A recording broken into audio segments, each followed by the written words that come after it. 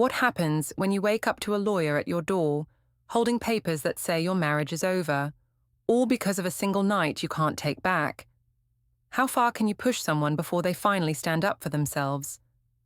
I always thought I had the upper hand, but the truth came out in ways I never expected. Before we dive deeper into the story, I have one small request. Please subscribe, drop a like, comment, and hit that hype button to boost this channel so more people can discover these incredible stories.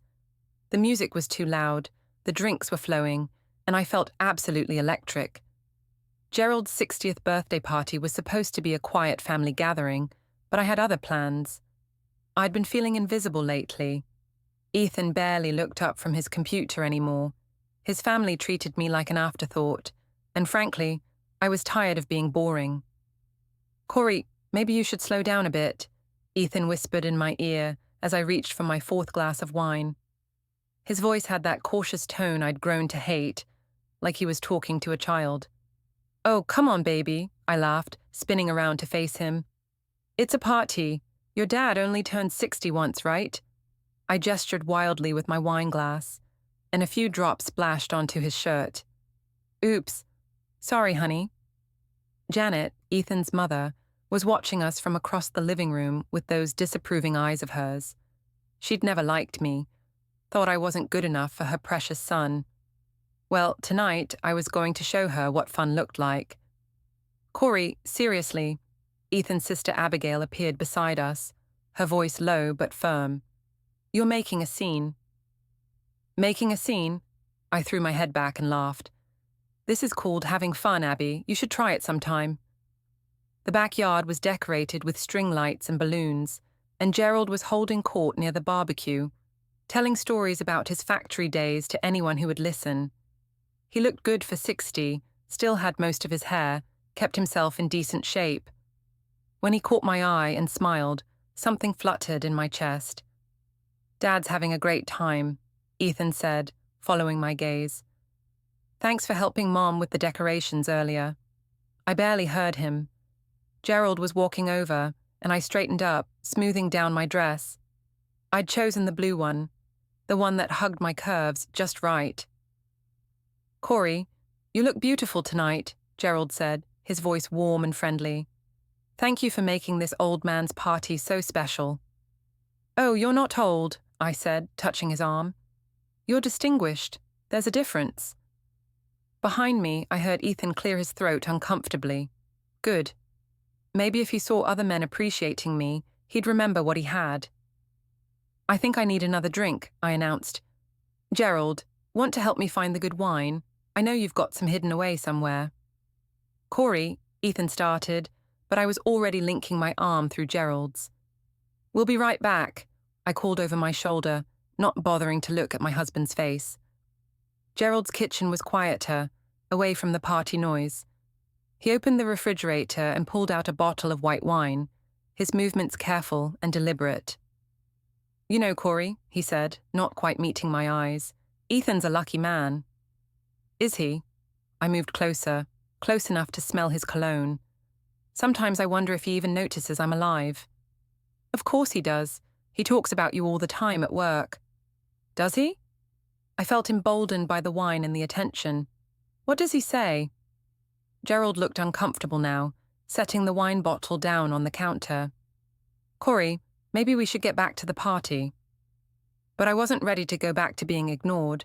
I wasn't ready to watch Janet's disapproving looks or listen to Abigail's whispered comments. I wanted to feel alive, important.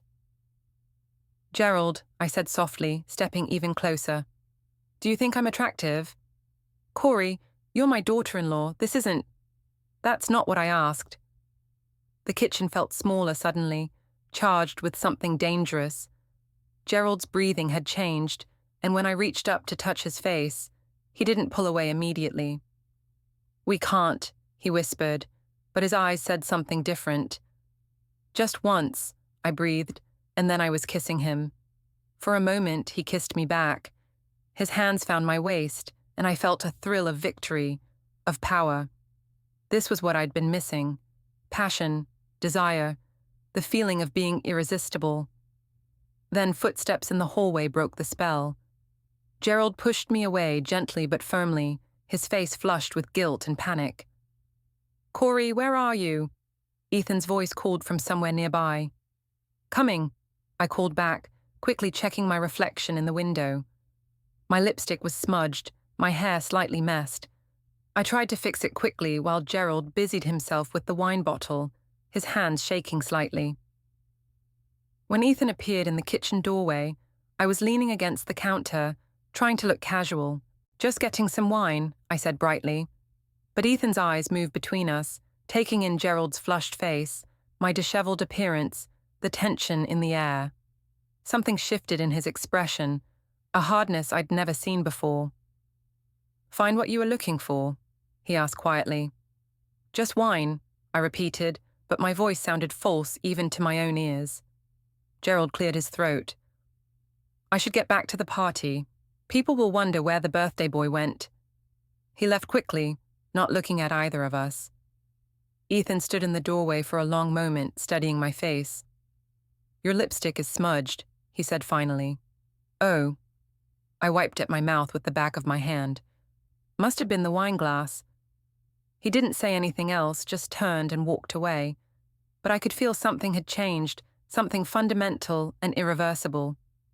When we returned to the party, Abigail was waiting by the back door. Her eyes immediately went to my face, then to Gerald, who was standing by the barbecue looking anywhere but at us. "Everything okay?" she asked, but her tone suggested she already knew the answer. "Perfect," I said, raising my wine glass in a mock toast. "Just perfect." But as the party continued around us, I noticed the way conversation stopped when I approached, the way people's eyes followed me with new interest. Word was already spreading, whispers carried on the evening breeze. And Ethan, my quiet, steady husband, stood in the corner of the yard, watching everything with those new hard eyes, saying nothing at all. The next morning hit me like a freight train. Not just the hangover, though that was brutal, but the memories flooding back in vivid, horrifying detail. Gerald's lips on mine, Ethan's face in the kitchen doorway, Abigail's knowing look. I found Ethan in the kitchen, already dressed for work, drinking coffee and staring at his phone. He didn't look up when I shuffled in, wearing yesterday's makeup and my robe. "Morning," I mumbled, heading straight for the coffee pot. Silence. "Hell of a party last night," I tried again, forcing lightness into my voice. "Your dad seemed to have a great time." Ethan's jaw tightened, but he still didn't speak. The silence stretched between us like a chasm. "Ethan, come on, you're being dramatic." Finally he looked up. "Am I?" "Yes, God, you're acting like something terrible happened. We were just talking in the kitchen. Your dad was showing me where the wine was." "Is that what you call it?" My heart hammered against my ribs, but I forced myself to laugh. "What are you implying? That something inappropriate happened between me and your father? That's disgusting, Ethan. I can't believe you'd even think that." He studied my face for a long moment. "Abigail said your lipstick was smudged when you came out of the kitchen." "So?" "I was drinking wine, eating appetizers. Lipstick gets smudged. This is insane." She also said Dad looked guilty as hell. "Your sister has never liked me. You know that. She's probably thrilled to have something to gossip about." I moved closer to him, softening my voice. "Baby, you're being paranoid. Nothing happened. I love you. Only you." For a moment, I thought I had him. His expression wavered, uncertainty creeping in. This was how it always worked. I'd push too far, then reel him back in with reassurance and affection. Ethan hated conflict, avoided confrontation. He wanted to believe me. But then his phone buzzed. He glanced down at it, and his face went completely stone. "What is it?" I asked. He turned the phone toward me. A text from his sister. "Call me. We need to talk about last night." "See," I said quickly. "She's stirring up trouble. This is exactly what I'm talking about." But Ethan was already standing up, grabbing his keys and work bag. "I'm going to be late." "Ethan, wait. Let's talk about this." "I think we've talked enough." The front door slammed behind him, leaving me alone with my racing thoughts and pounding head. At work, I tried to focus on scheduling appointments and filing insurance claims, but my mind kept wandering. The dental office was usually a haven of routine and mundane problems, but today, even Dr. Peterson's steady drilling couldn't drown out my anxiety. "You look terrible," said Maria, the dental hygienist, during our lunch break. "Late night?" "Gerald's birthday party," I said, picking at my salad. "Too much wine." "Ah, the in-laws. How'd that go?" Before I could answer, my phone buzzed with a text from Margot. "Coffee after work. Need details from last night." At least someone wanted to hear from me. Margot had been my best friend since college, and she understood what it was like to be married to a man who took you for granted.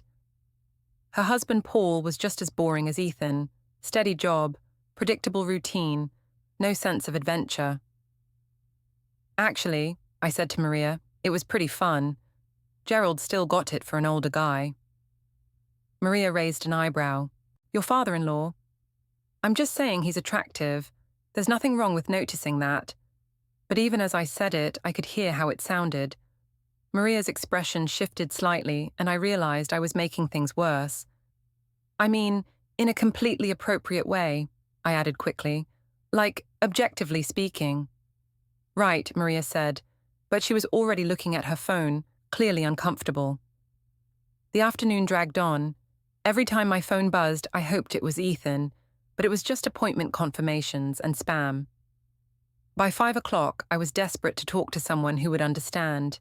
Margot was waiting at our usual coffee shop, her blonde hair perfectly styled, despite having chased her 2 kids around all day.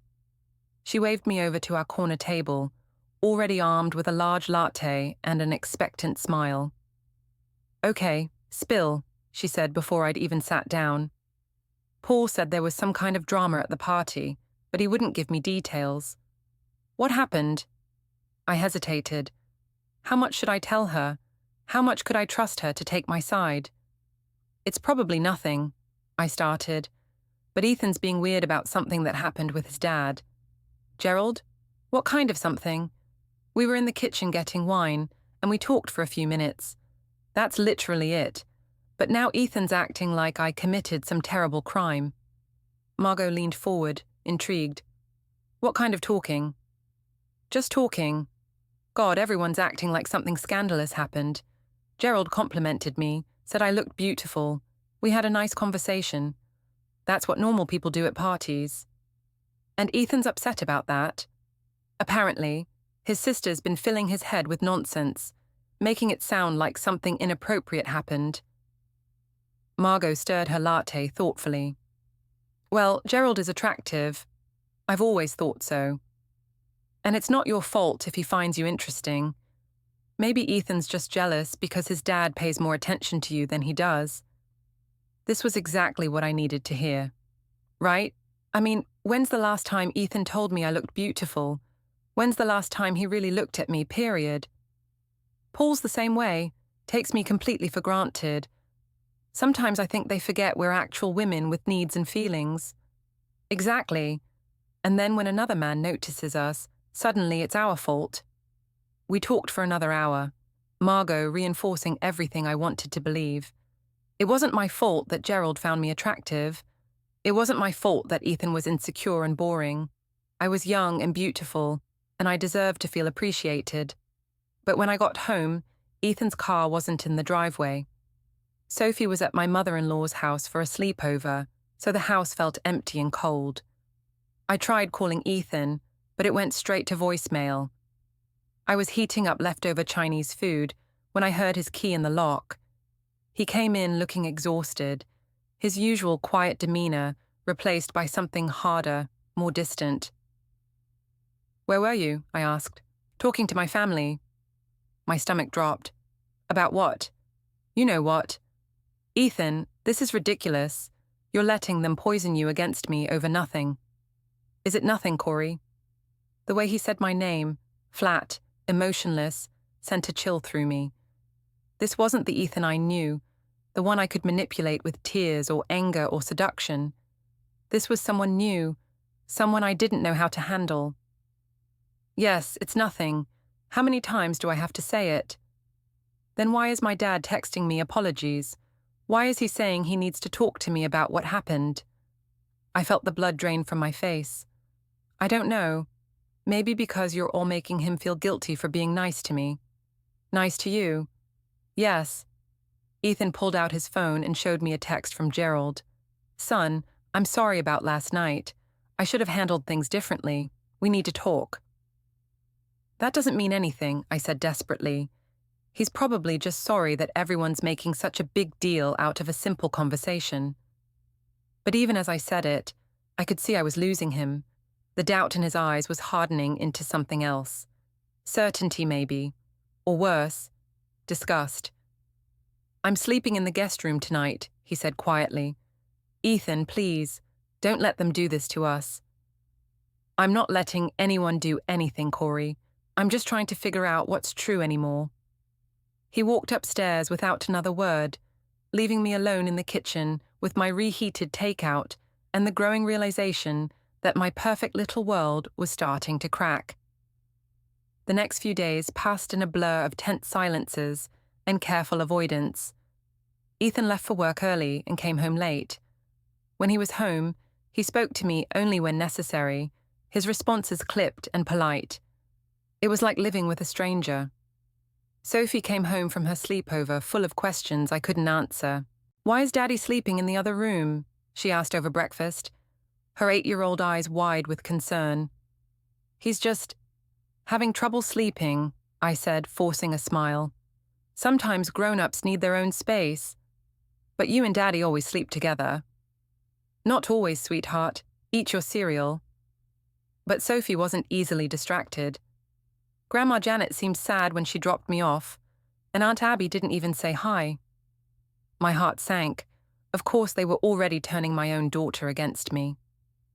They're just tired, baby. The party was a lot of work. At the dental office, things weren't much better. Maria was polite but distant, and I caught her whispering with Dr. Peterson when they thought I wasn't looking. By Wednesday, even the patients seemed to be giving me strange looks. Everything all right at home? Dr. Peterson asked during a rare quiet moment. You seem distracted lately. Everything's fine, I said quickly. Just tired. But nothing was fine. My phone, usually buzzing with texts from Ethan's family, had gone silent. No lunch invitations from Janet, no funny memes from Abigail, no pictures of Sophie's latest art projects. It was like I'd been erased from their lives overnight. The only person still talking to me was Margot, and even she seemed to be getting tired of my complaints. Maybe you should just apologize, she suggested when I called her Thursday night. Even if you didn't do anything wrong, maybe it would smooth things over. Apologize for what? Having a conversation? Looking attractive? I won't apologize for existing, Margot. I'm just saying, sometimes it's easier to take the high road. The high road? They're treating me like I'm some kind of homewrecker, over nothing. But even as I said it, I could hear the doubt creeping into my own voice. Because it hadn't been nothing, had it? There had been that moment in the kitchen, that spark of attraction, that kiss. No. I pushed the thought away. It was one kiss, one moment of weakness brought on by too much wine and too little attention from my husband. It didn't mean anything. Friday evening, Ethan came home with groceries and started making dinner without a word to me. I watched him move around the kitchen, methodical and efficient, like he was performing a chore. We should talk, I said finally. About what? About this ridiculous situation, about how your family is tearing us apart over gossip and speculation. He continued chopping vegetables, not looking at me. Is that what you think this is about? Gossip? What else could it be about? The truth, maybe. I've told you the truth. How many times do I have to say it? Finally, he stopped cutting and turned to face me. Corey, I've known my father for 35 years. I've never seen him look the way he looked that night. Guilty, ashamed. That's not the look of a man who just had a friendly conversation. So you're taking his word over mine? Your wife's? I'm not taking anyone's word. I'm using my eyes and my brain. The casual way he said it stung worse than shouting would have. This new version of Ethan, calm, analytical, unmovable, was terrifying. Fine, I snapped. Believe whatever you want to believe, but don't expect me to grovel for forgiveness when I haven't done anything wrong. I don't expect anything from you anymore, Corey. That's the problem. Saturday brought a new humiliation. We ran into Paul and Margot at the grocery store, and the interaction was painfully awkward. Paul, who had been Ethan's friend since college, barely made eye contact with me. "Hey man," he said to Ethan, his voice carefully neutral. "How's it going?" "It's going," Ethan replied. Margot tried to fill the silence with chatter about her kids' soccer games, but even she seemed uncomfortable. When we parted ways in the parking lot, Paul didn't suggest the usual weekend barbecue plans. "That was weird," I said as we loaded groceries into the car. "Was it?" Ethan's tone was maddeningly even. Paul barely looked at me, and Margot seemed nervous. Maybe they're uncomfortable with the situation.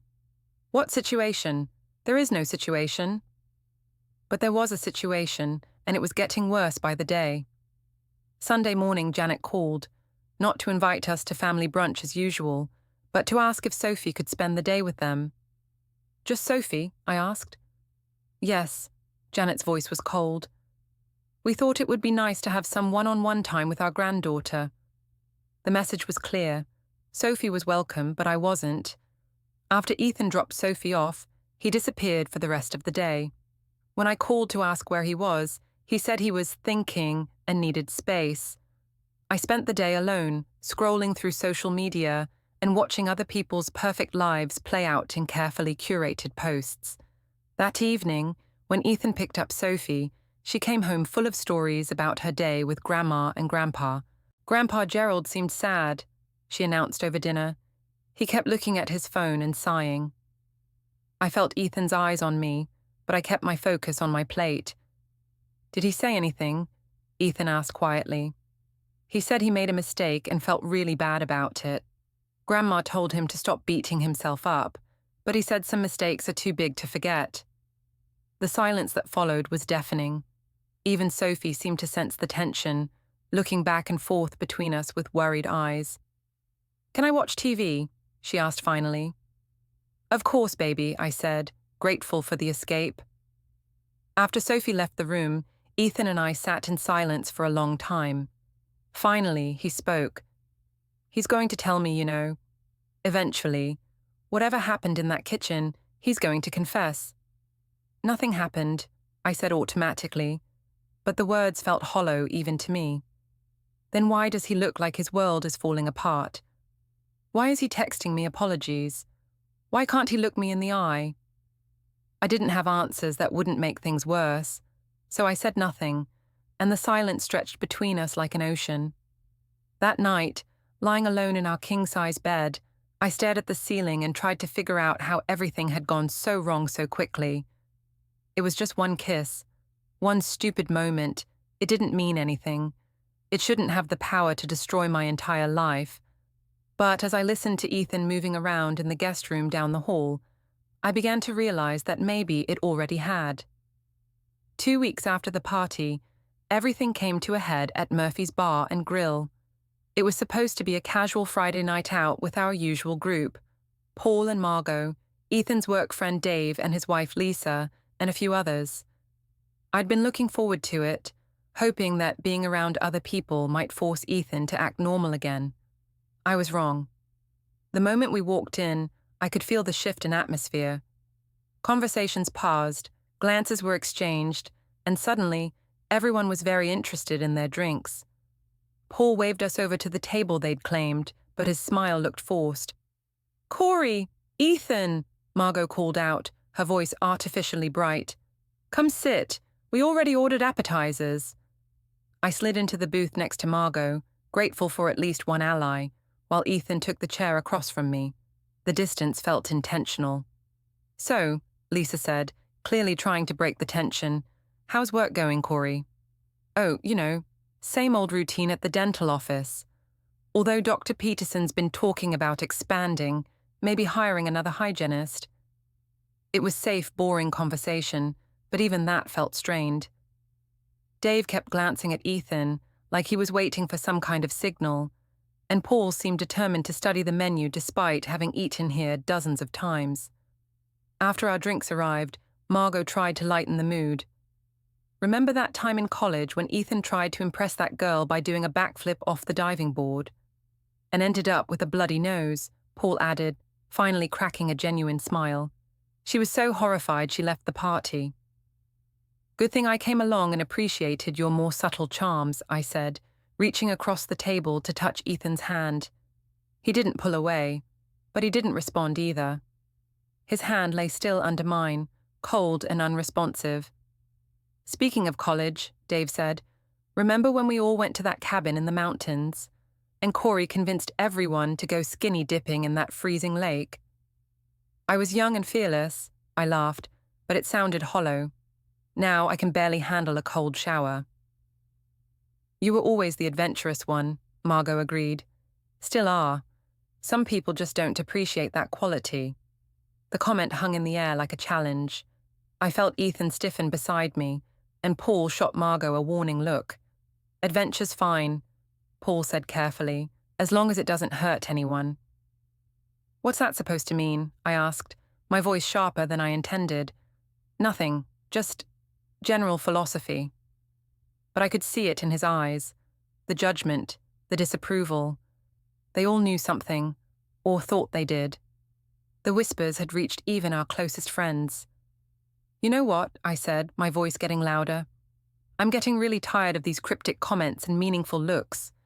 If someone has something to say, just say it. The table went silent. Other diners were starting to look over, drawn by the tension in my voice. Corey, Ethan said quietly, maybe we should— No, I interrupted. I'm sick of tiptoeing around everyone's feelings. For 2 weeks, I've been treated like a pariah by your family, ignored by our friends, and made to feel like I've committed some terrible crime. And for what? For talking to your father at a party? Talking, Paul repeated, his voice flat. Yes, talking. What else would you call it? Paul and Ethan exchanged a look that made my blood boil. Oh, I see. You two have been discussing me behind my back. How nice. What did you tell him, Ethan? What lies did you fill his head with? I didn't tell him anything, Ethan said, his voice still maddeningly calm. I didn't have to. What's that supposed to mean? Dave cleared his throat uncomfortably. Maybe we should order dinner. What does that mean, Ethan? I demanded, ignoring Dave completely. Ethan looked around the table, then back at me. It means people have eyes, Corey. It means when a woman disappears into a kitchen with her father-in-law and comes out looking like she's been thoroughly kissed, people notice. The words hit me like a slap. Around the table, I could see the confirmation in everyone's faces. They all knew. They all believed it. That's ridiculous, I said, but my voice was shaking now. That's absolutely ridiculous. I can't believe you're all sitting here, judging me based on gossip and speculation. Is it gossip? Lisa asked quietly. Or is it true? The question hung in the air like a bomb waiting to explode.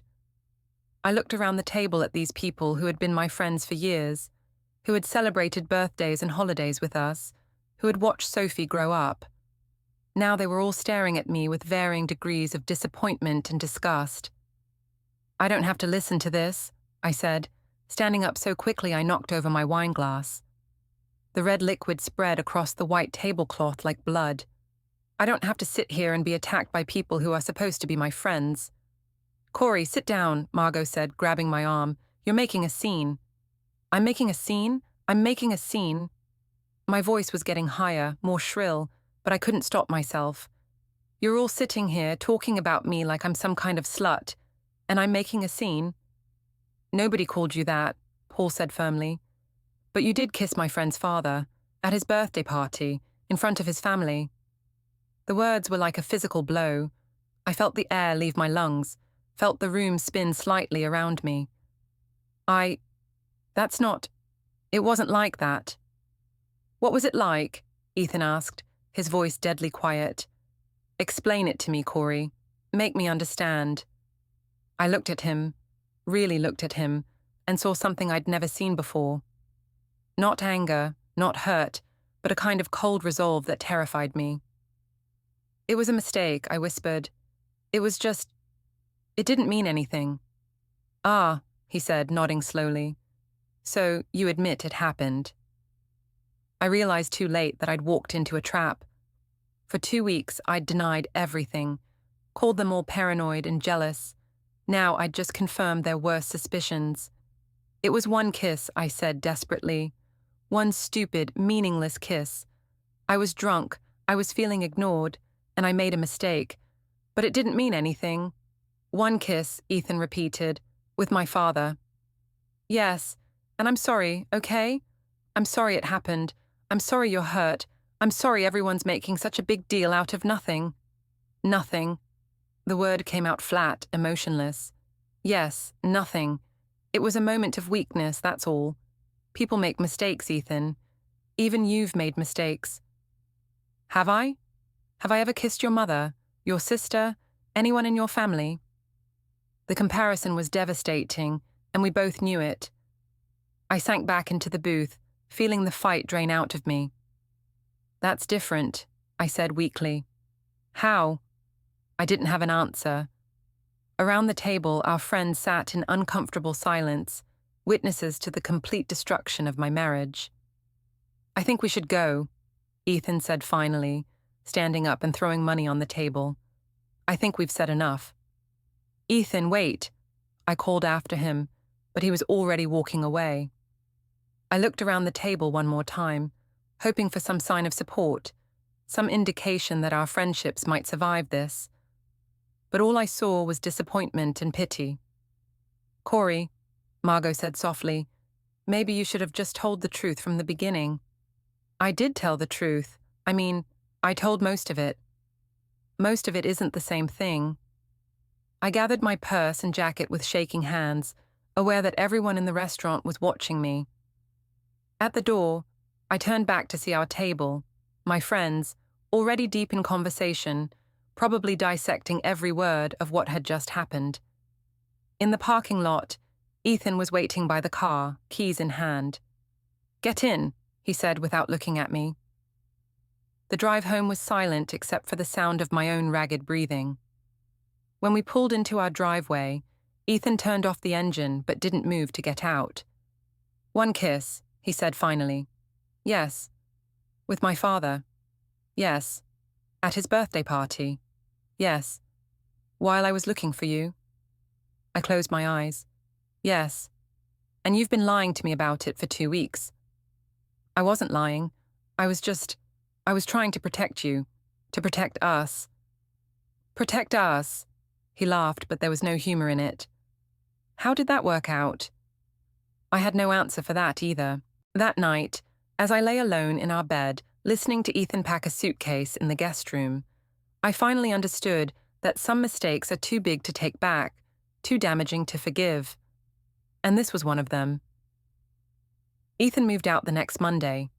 He didn't make a big production of it, just packed his clothes and some personal items while I was at work, leaving a note on the kitchen counter that said he was staying at Paul's and would call about seeing Sophie. When I got home to find half the closet empty and his toothbrush gone from the bathroom, the reality of the situation finally hit me. This wasn't just a fight that would blow over. This wasn't Ethan being dramatic or needing space. This was the end of my marriage. Sophie took the news about as well as could be expected, which is to say she cried for an hour and asked the same questions over and over. Why was Daddy leaving? When was he coming back? Was it her fault? "It's not your fault, baby," I assured her, holding her on the couch while she sobbed into my shoulder.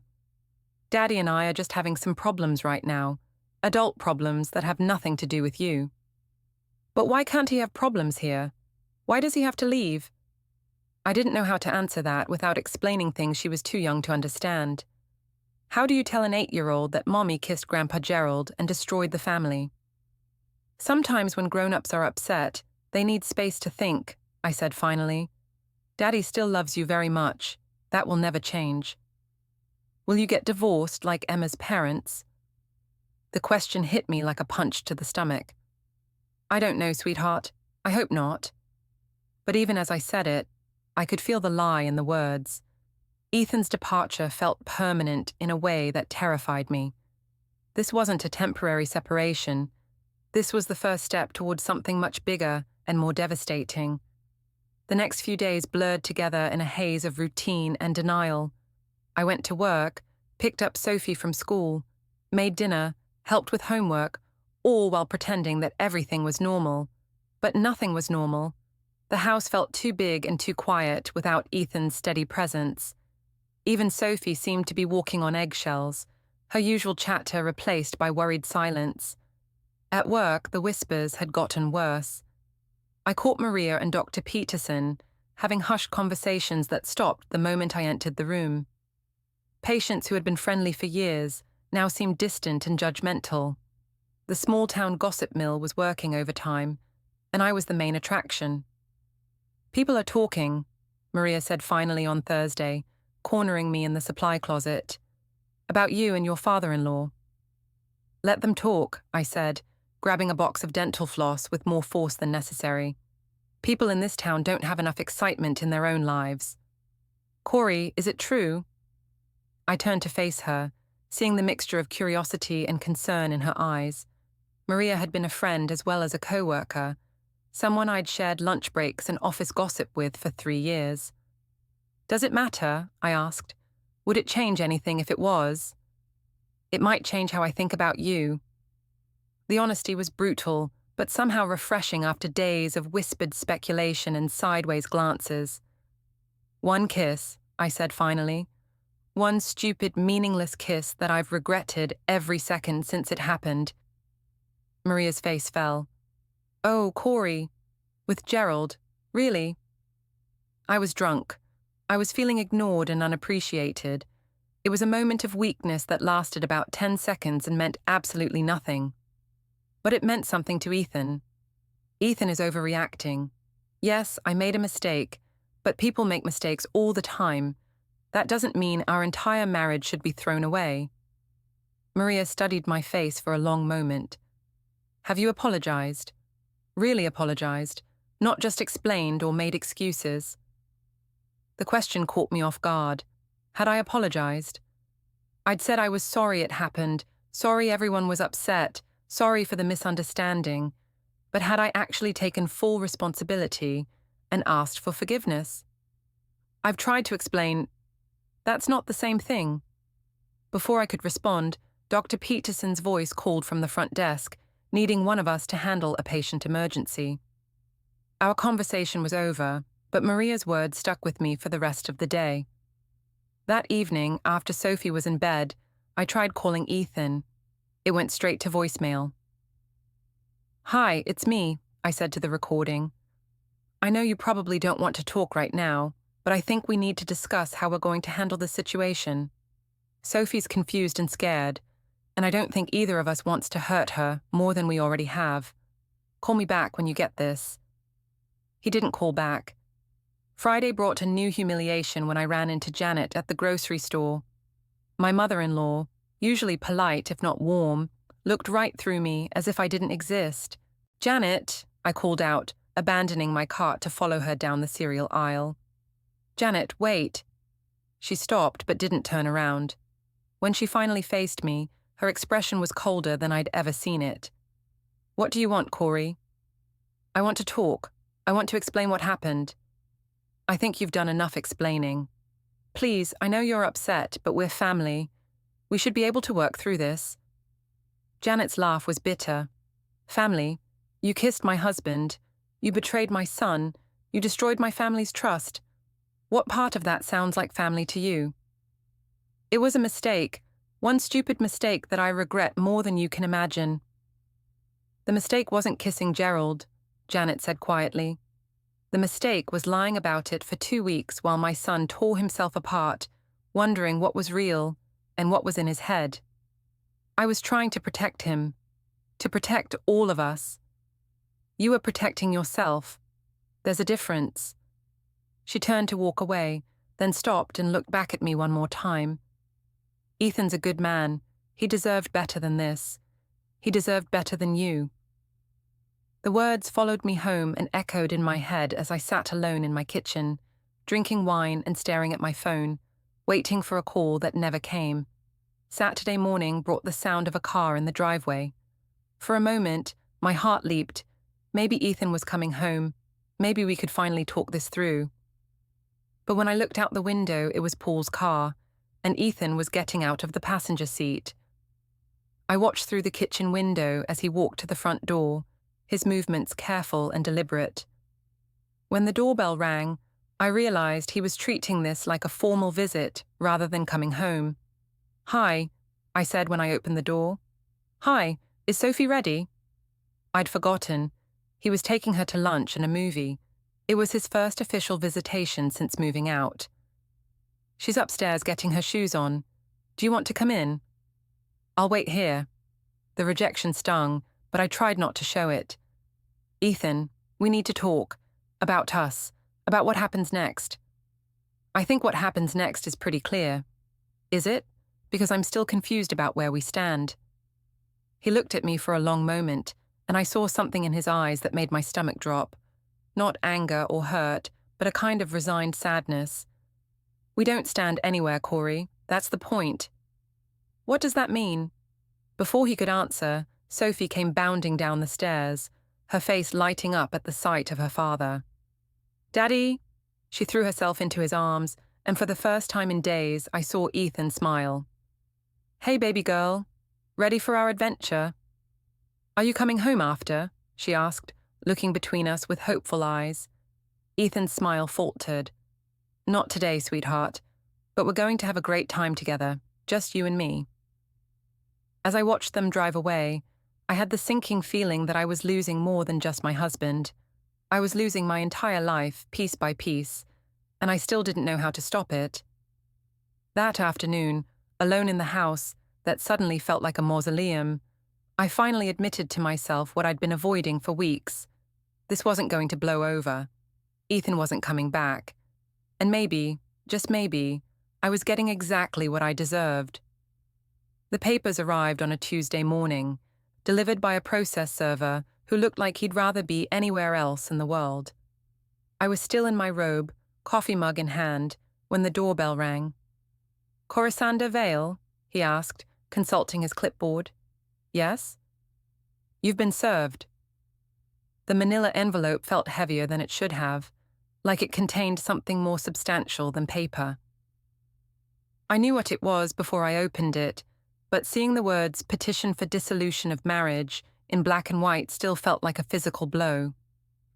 I sank onto the couch, reading through the legal language that reduced our 8-year marriage to a series of bullet points and filing requirements. Irreconcilable differences, joint custody, division of assets. It was all so clinical, so final. My hands were shaking as I reached for my phone to call Ethan. This time, he answered.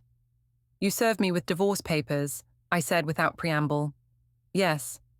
Without even trying to work things out, without counseling or mediation or any attempt to save our marriage. "Corey, we've been trying to work things out for 3 weeks. This is me working things out.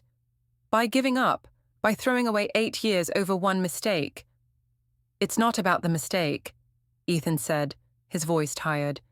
"It's about the lying. It's about the fact that you've spent 3 weeks trying to convince me that I was crazy for believing what I saw with my own eyes. I was trying to protect our family. You were trying to protect yourself. There's a difference." I heard voices in the background, Paul's voice and someone else I didn't recognize. "Where are you?" I asked. "My lawyer's office." The words hit me like a slap. "Your lawyer? You already have a lawyer." "I've had a lawyer for a week. I needed to understand my options." "Your options for what?" "For getting out of this marriage with my dignity intact." The coldness in his voice was worse than anger would have been. This wasn't the man I'd married, the quiet, gentle person who avoided conflict and always gave me the benefit of the doubt. This was someone harder, someone who had clearly reached the end of his patience. "Ethan, please, can we meet somewhere and talk, just the two of us?" "I think we've talked enough." "No, we haven't. We've barely talked at all. You moved out before we could have a real conversation about what happened. What's left to talk about? You kissed my father. You lied about it. You've spent weeks trying to gaslight me into thinking I imagined the whole thing. What else do I need to know? You need to know that I love you. You need to know that I'm sorry, that I regret what happened more than anything I've ever done in my life. Do you? Or do you just regret getting caught? Corey realized she didn't even know what she was truly sorry for, hurting Ethan or wrecking her own comfort, when he told her some mistakes were too big to forgive, especially when they involved kissing his father at a family party and then lying about it. When she called her best friend Margot for sympathy, even Margot finally stopped sugarcoating, telling her she hadn't had one stupid kiss, she'd betrayed her husband with his own father, and then spent weeks minimizing it instead of owning it. The next day, Gerald texted asking to meet and calmly dismantled the last story Corey was hiding behind. He told her he was going to tell Ethan the full truth, that she'd initiated it, flirted with him all evening, and that it hadn't been a harmless, drunken mistake, but a deliberate choice he'd been too weak to stop. As Gerald walked away, promising to confess everything to his son, Corey understood that she wasn't just losing her marriage. She was about to lose the last scraps of her reputation too. The victim narrative she'd been clinging to was gone, and all that was left was exactly what she'd done.